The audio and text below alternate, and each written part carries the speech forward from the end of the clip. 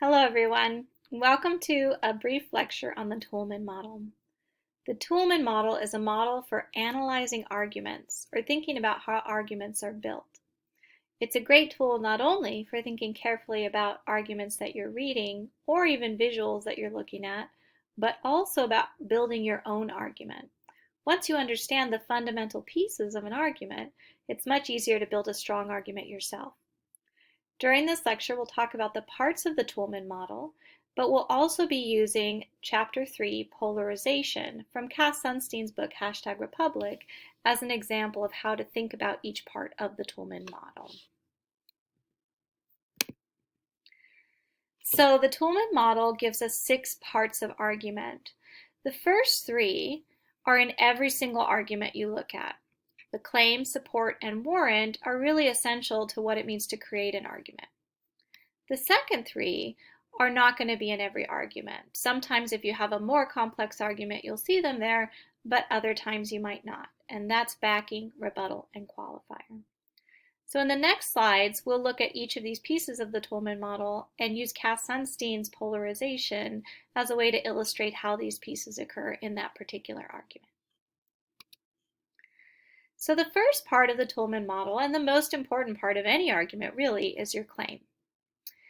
You can think about your claim as a thesis statement, a statement of purpose, or the main claim. So those are synonyms that might help you understand it.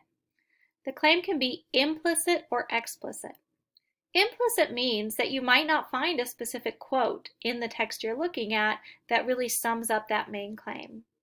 Explicit means that you would find a quote, whether it's a sentence or even a whole paragraph, where the author gives you a very straightforward view of what their main claim is.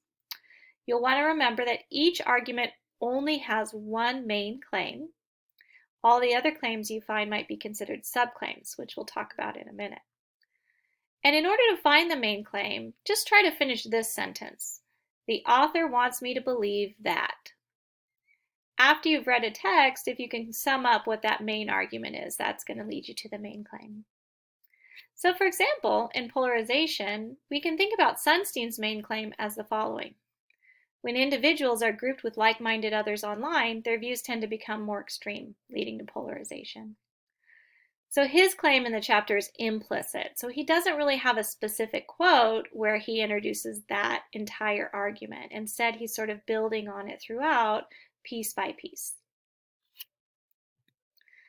So once you can see the main claim of an argument, the next step is to look at support, right? So claim plus support equals argument. That's kind of one of the most fundamental ways to think about it.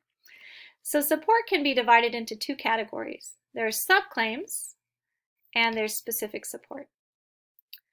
For subclaims, you can think of these as reasons or main ideas or supporting arguments. And they're usually found as the topic sentence of body paragraphs. So if you're not sure where to find the subclaims, just start looking at topic sentences and you should find them there. So you can ask yourself, what additional information does the author supply to convince me of the claim? And remember that subclaims should be related to the main claim. So they might not have the same words, right? But they should have ideas that are linked to that main claim for an organized argument. This is a good thing to think about as you're building your own arguments. If you think about outlining, for example, once you have your thesis statement, you might start to look at subclaims and make sure they're related to the thesis statement to help you build a strong, organized argument. And it's important to remember that there can be many subclaims for a single main claim. So while you might only have one main claim, you can have a lot of subclaims. Specific support is more evidence or proof. So there's 4 types of specific support: facts, opinions, examples, and images. And specific support is linked to subclaims. So you'll often see a subclaim as a topic sentence of a body paragraph. And then if you look in that body paragraph, you'll find specific support that helps prove that subclaim. So for example, if we think about polarization, we have 2 examples here. So let's go back to that main claim. When individuals are grouped with like-minded others online, their views tend to become more extreme, leading to polarization.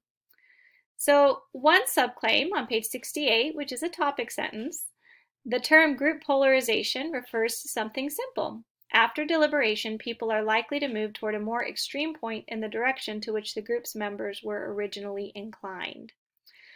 So we can see already that there is a relationship between the main claim and the subclaim, which is important. And we can also see this as a claim. It's arguable, right? So somebody could say, well, people are not likely to move toward a more extreme direction, right? So you could argue against it, which makes it a claim rather than a fact, right? So if we look within that body paragraph and some of the following body paragraphs, we can see Sunstein explaining an experiment in democracy in Colorado in 2005, where members of a study were asked to discuss controversial issues. And this is a pretty extended piece of specific support, so we might consider it as an example, right? So it's an example proving the subclaim. Oh, sorry.